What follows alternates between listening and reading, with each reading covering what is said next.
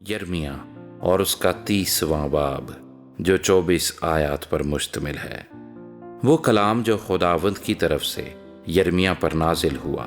خداوند اسرائیل کا خدا یوں فرماتا ہے کہ یہ سب باتیں جو میں نے تجھ سے کہیں کتاب میں لکھ، کیونکہ دیکھ وہ دن آتے ہیں، خداوند فرماتا ہے کہ میں اپنی قوم اسرائیل اور یہودا کی اسیری کو موقوف کراؤں گا، خداوند فرماتا ہے، اور میں ان کو اس ملک میں واپس لاؤں گا جو میں نے ان کے باپ دادا کو دیا، اور وہ اس کے مالک ہوں گے۔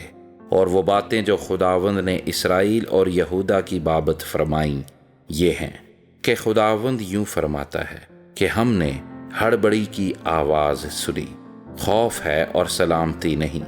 اب پوچھو اور دیکھو، کیا کبھی کسی مرد کو درد ذیل لگا؟ کیا سبب ہے کہ میں ہر ایک مرد کو زچہ کی مانند اپنے ہاتھ کمر پر رکھے دیکھتا ہوں، اور سب کے چہرے زرد ہو گئے ہیں؟ افسوس، وہ دن بڑا ہے، اس کی مثال نہیں۔ وہ یعقوب کی مصیبت کا وقت ہے، پر وہ اس سے رہائی پائے گا۔ اور اس روز یوں ہوگا، رب الافواج فرماتا ہے کہ میں اس کا جوا تیری گردن پر سے توڑوں گا اور تیرے بندھنوں کو کھول ڈالوں گا، اور بیگانے پھر تجھ سے خدمت نہ کرائیں گے، پر وہ خداوند اپنے خدا کی اور اپنے بادشاہ داؤد کی، جسے میں ان کے لیے برپا کروں گا، خدمت کریں گے۔ اس لیے اے میرے خادم یعقوب، ہراساں نہ ہو، خداوند فرماتا ہے، اور اے اسرائیل، گھبرا نہ جا، کیونکہ دیکھ میں تجھے دور سے اور تیری اولاد کو اسیری کی سرزمین سے چھڑاؤں گا، اور یعقوب واپس آئے گا اور آرام و راحت سے رہے گا، اور کوئی اسے نہ ڈرائے گا، کیونکہ میں تیرے ساتھ ہوں، خداوند فرماتا ہے، تاکہ تجھے بچاؤں۔ اگرچہ میں سب قوموں کو جن میں نے تجھے تتر بتر کیا تمام کر ڈالوں گا، تو بھی تجھے تمام نہ کروں گا، بلکہ تجھے مناسب تنبیہ کروں گا، اور ہرگز بے سزا نہ چھوڑوں گا۔ کیونکہ خداوند یوں فرماتا ہے کہ تیری خستگی لا علاج اور تیرا زخم سخت دردناک ہے۔ تیرا حمایتی کوئی نہیں جو تیری مرہم پٹی کرے، تیرے پاس کوئی شفا بخش دوا نہیں۔ تیرے سب چاہنے والے تجھے بھول گئے، وہ تیرے طالب نہیں ہیں۔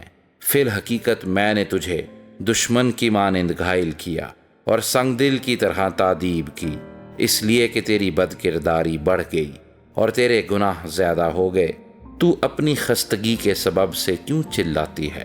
تیرا درد لا علاج ہے، اس لیے کہ تیری بد کرداری نہایت بڑھ گئی اور تیرے گناہ زیادہ ہو گئے۔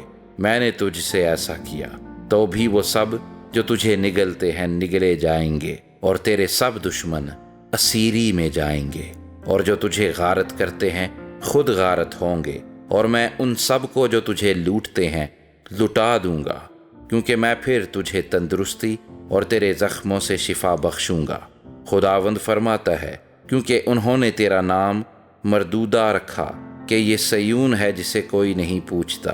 خداوند یوں فرماتا ہے کہ دیکھ میں یعقوب کے خیموں کی اسیری کو موقوف کراؤں گا، اور اس کے مسکنوں پر رحمت کروں گا، اور شہر اپنے ہی پہاڑ پر بنایا جائے گا، اور قصر اپنے ہی مقام پر آباد ہو جائے گا، اور ان میں سے شکر گزاری اور خوشی کرنے والوں کی آواز آئے گی، اور میں ان کو افزائش بخشوں گا، اور وہ تھوڑے نہ ہوں گے۔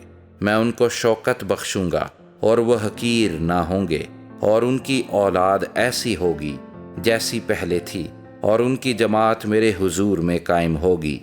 اور میں ان سب کو جو ان پر ظلم کریں سزا دوں گا، اور ان کا حاکم ان ہی میں سے ہوگا، اور ان کا فرماروا ان ہی کے درمیان سے پیدا ہوگا، اور میں اسے قربت بخشوں گا، اور وہ میرے نزدیک آئے گا۔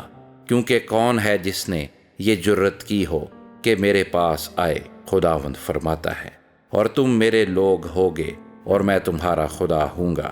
دیکھ خداوند کے قہر شدید کی آندھی چلتی ہے، یہ تیز طوفان شریروں کے سر پر ٹوٹ پڑے گا، جب تک یہ سب کچھ نہ ہو لے اور خداوند اپنے دل کے مقصد پورے نہ کر لے، اس کا قہر شدید موقوف نہ ہوگا۔ تم آخری دنوں میں اسے سمجھو گے۔